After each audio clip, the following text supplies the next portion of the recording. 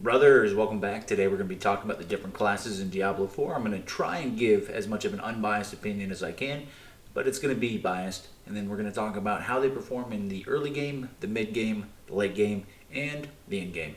But there's going to be a lot to talk about, so let's get into it. You gotta just press record. All right, brothers, let's get into it. So, a couple of disclaimers before we get into this. When I say early game, that is your first, initial push through the campaign. So when you were from level 30 to 40, as you're kind of, figuring out your class, your build, all of that stuff. And then when I say mid game, that's you're pushing from the end of the campaign into doing your first capstone dungeon. So getting into, T3. Late game is all that building up between tier 3 and then getting into tier 4. And then end game is kind of that min-maxy. You're getting everything you can possibly do to make just an absolutely broken class. And before we get into this, again, this is just my opinion. This is how on PS5 I went through all the classes, saw how they played in all 4 of those stages, so the early, the mid, the late, and the end game. And then this is just my opinion on how I think they actually feel right now in terms of actual playability. So without further ado, we're going to get into the Barbarian. Early game, I'm going to say that they're going to be similar to Druids, as you'll see coming up here shortly. And that is Barbarians struggle with resource management in the early game. So that initial push through the campaign as you're starting to, flush out your build. There's 2 main ways you can play a Barbarian. That's going to be your Whirlwind, your Spin to Win, or your Hammer of the Ancients classes. Now there's thousands, and I could spend all day talking about different subsects of what all the different builds could be for these classes, but I'm going to more or less go over the main ones for each of these classes.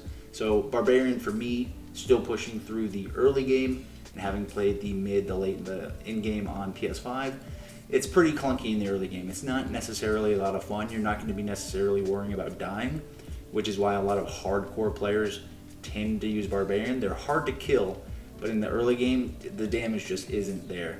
As you're pushing between that mid to late game, that's where Barbarians are really going to shine, especially in the end game. I know you've seen thousands of YouTube videos of Barbarians creating millions of damage with Whirlwind and Hammer of the Ancients, and that's absolutely possible, but I wouldn't be doing it justice if I didn't tell you that in the early game, just not very fun.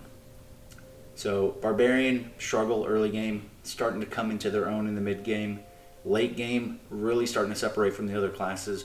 And then end game, I would say that they're one of the best classes in the game. And then Necromancer, and this one's actually very easy to talk about. So when I speak of Necromancer, and I'm going over 2 different kinds of builds, one which is my favorite, which is the Summoner Necromancer, the one that everyone loves. You've just got a huge army of minions, and they're smacking people in the mouth, and it's great. So early game, phenomenal. You're not going to really worry about it. The damage seems to be there. Your minions aren't dying as much. And then the problems start. So as you go into the mid to late game and you're starting to try and get the uniques that really make a Summoner Necromancer good, there's going to be not necessarily a learning curve, but you're definitely going to see your minions dying a lot more. And I think that kind of contributes to how you're going to feel about the class. In game, if you do manage to get all the uniques that you need for Necromancer to be able to play a Summoner build, it's still pretty good, but I don't think it's anywhere near Barbarian, the class that we just talked about. So the other one that you can play on Necromancer is going to be the Bone Spear Necro. And I haven't got the uniques that I need to be able to mess around with it, but I haven't seen others on YouTube. It seems like a pretty decent class. So kind of contrary, to what the Barbarian did, where they started off low and they just progressively got better. My opinion of the Necromancer is I started off really great and I loved the class. The class was just absolutely controlling the battlefield, and then it just kind of went down. So Necromancer, fantastic early game, starting to struggle in the mid game. Late game, until you get the uniques, it's just not there. Minions are dying, especially on bosses where you can't respawn minions. You can kind of see that it's kind of a struggle.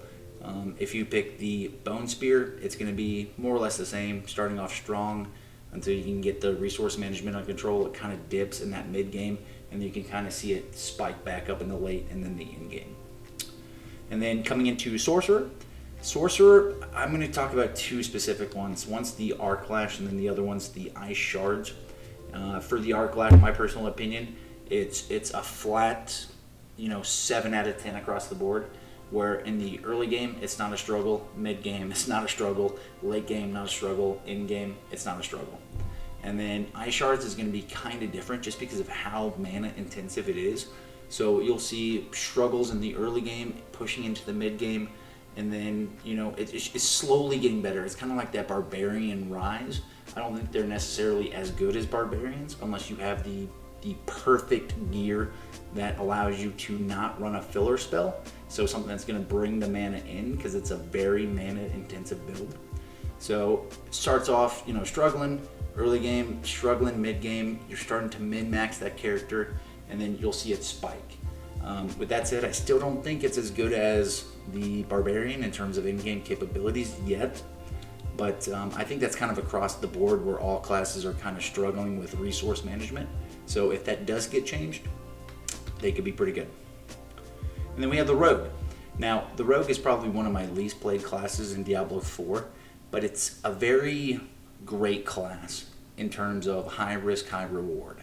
So you'll see a lot of rogues on YouTube, a lot of them with their shadow enhancements, and they're playing a very specific meta build where they'll dash through, they'll drop their attacks, they'll come through, and the entire screen explodes, and it's fantastic.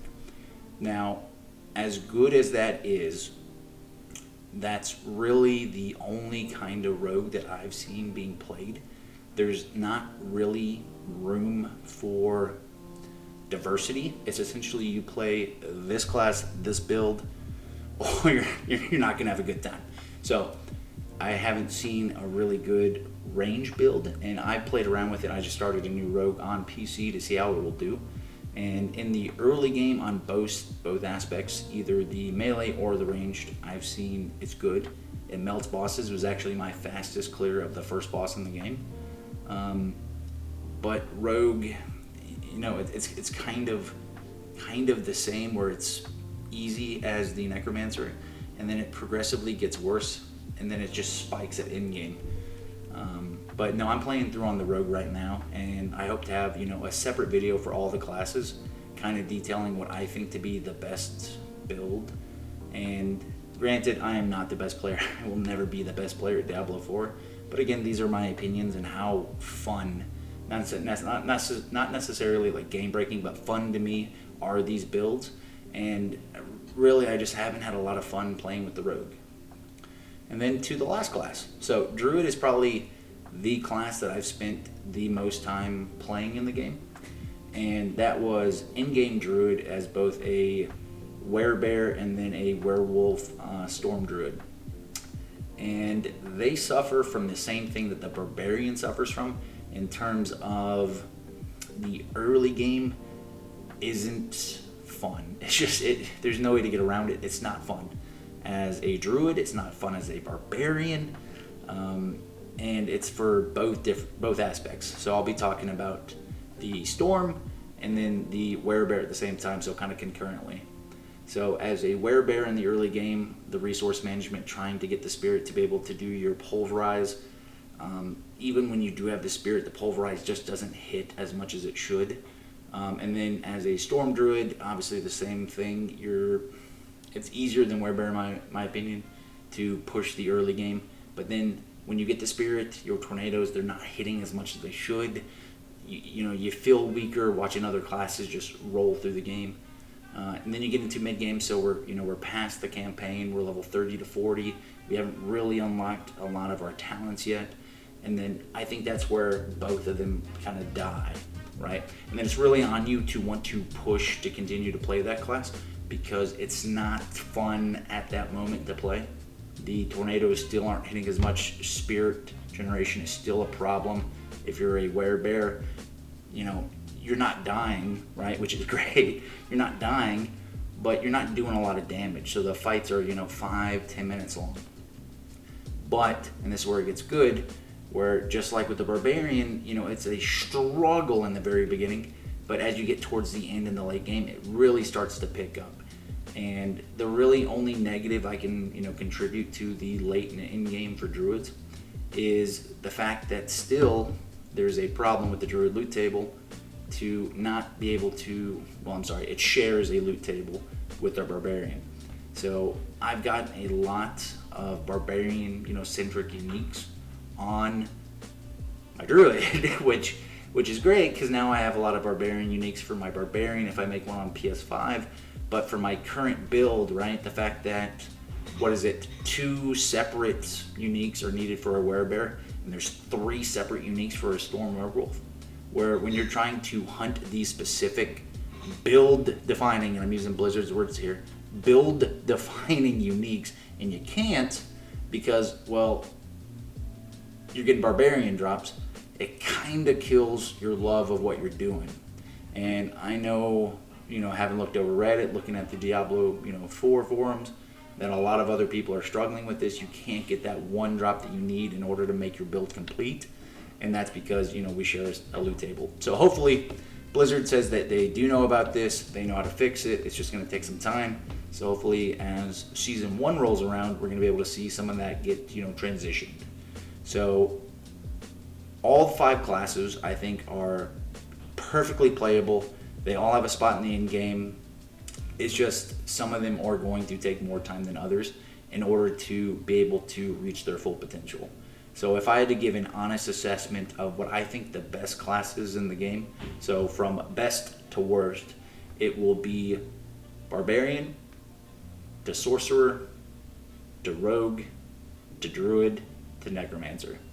And that's at an in-game perspective. Let's say you have all the gear you want, your stats are as good as they can possibly be, just as much fun as you're going to have, the progression that you could have, and then just an overall sense of fulfillment in the game.